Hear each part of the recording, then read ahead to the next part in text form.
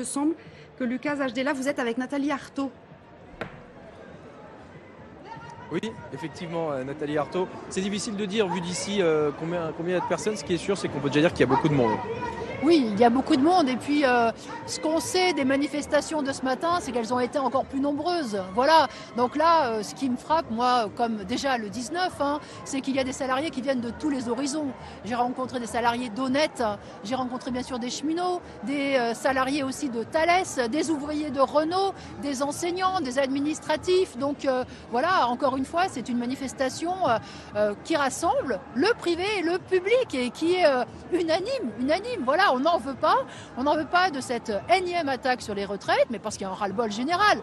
Voilà, parce qu'on est coincé sur les salaires, parce qu'on est coincé avec des conditions de travail de plus en plus dégradées, et on nous rajoute ça. Et en face, le gouvernement, pour l'instant, joue la partition d'un exécutif droit dans ses bottes, qui ne bougera pas. Combien de mobilisations comme celle-ci il va falloir pour faire bouger le gouvernement ?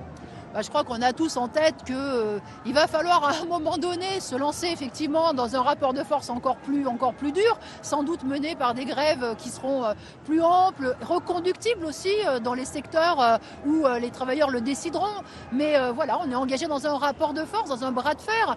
Bon, moi je trouve ça extrêmement choquant qu'on nous parle aujourd'hui de démocratie, alors que voilà, c'est clair et net. Aujourd'hui, l'ensemble du monde du travail le rejette. C'était dans le projet d'Emmanuel Macron, tout de même.